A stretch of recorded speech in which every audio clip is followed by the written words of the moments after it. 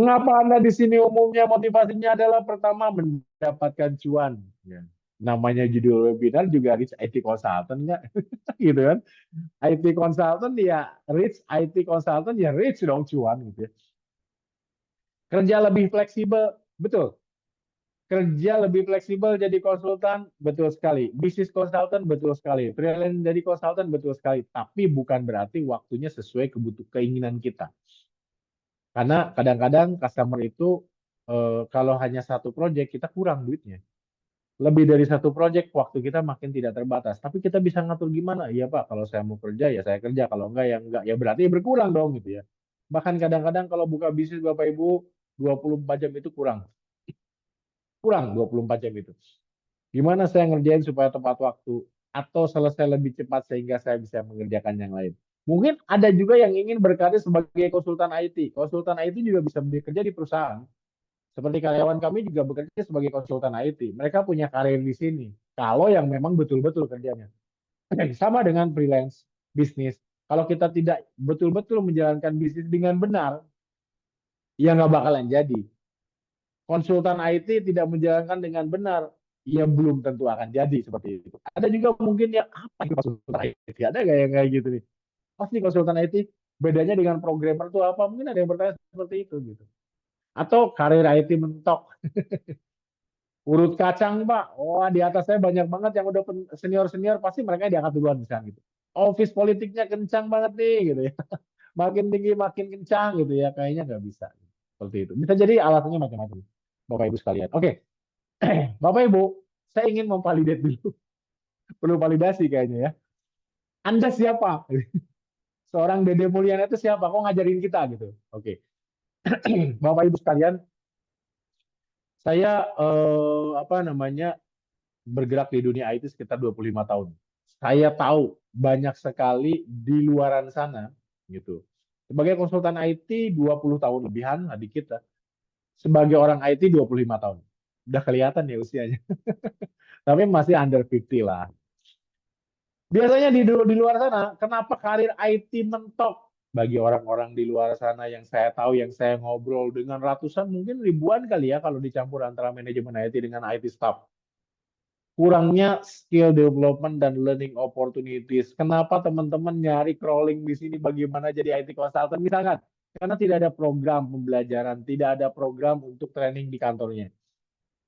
Ya saya di trainingin tapi sesuai dengan job desk saya terus, network lagi, network lagi gitu. Tidak ada hal yang lain di luar itu, makanya sejago-jagonya di satu area aja. Padahal mungkin opportunity itu bisa banyak di luar sana. Manajernya nggak support, udahlah lo kerjain ini KPI lo ini gitu. Udah setahun, 2 tahun, 3 tahun, terasa 5 tahun seperti, terasa lagi 10 tahun seperti itu gitu. Kemudian karirnya, ini karirnya itu kayaknya itu aja gitu ya. Engineer lagi, engineer sih dari junior, engineer jadi senior gitu ya. Setelah itu nggak ada lagi. Kesempatan juga untuk pindah malah ya. Kadang-kadang kalau di beberapa perusahaan itu pindah ke non IT itu kadang ditakuti, tapi kadang penting banget untuk membuka perspektif. Tapi ada di banyak perusahaan yang tidak ada gitu, gitu-gitu aja. Makanya kadang-kadang di perusahaan kami itu rotasi, rotasi itu bukan berarti jelek. Ada rotasi yang lu di sini nggak oke, di sini nggak oke, ya udah di sini aja ada di seperti itu di tempat kami juga. Atau gini, Anda sudah oke di sini, kami rotasi ke yang lain. Jadi ketika ketika orang jago network, kemudian dirotasi ke database, aduh Kak, saya bukan orang database, siapa tahu Anda sedang dilirik untuk naik ke atas. Ketika naik jadi IT manager kan harus jadi bosnya orang network dan database dong. Kalau dilempar ke database bukan berarti dibuang. Bisa jadi itu bagian dari proses untuk menggodok gitu ya. Untuk mengembangkan Anda di area yang lain karena Anda akan naik satu level. Tapi di beberapa tempatnya tidak ada gitu. Ekspektasinya tinggi, recognition-nya rendah gitu. Kita sudah mati-matian untuk bos kita tidak mati-matian untuk kita, gitu kan? Seperti itu ya. Kemudian berikutnya ada tidak inovatif gitu. Ada beberapa jenis industri, katakanlah contohnya, contoh saja ini, belum tentu benar semuanya.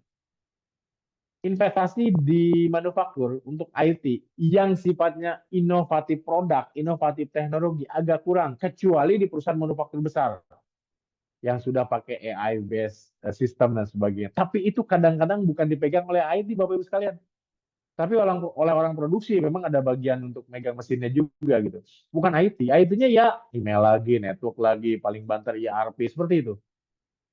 Nah, ada juga sih yang inovatif, makanya saya bilang nggak semua. Tapi kalau environment kita merasa kurang inovatif, nggak sulit juga. Makanya kalau kita pindah dari perusahaan gede sebagai staff IT, perusahaan gede nih Pak, Bu. Terus ada opportunity di satu perusahaan lebih kecil, jauh lebih kecil, jadi manajer IT. Begitu kita pindah, jangan harap kita bisa inovatif. Tanya dulu, seperti apa investasi di sini untuk IT. Kalau investasinya relatif kecil, mungkin kita di sana diperlukan untuk supervisor aja tuh. Cuman namanya aja bisa manajer IT.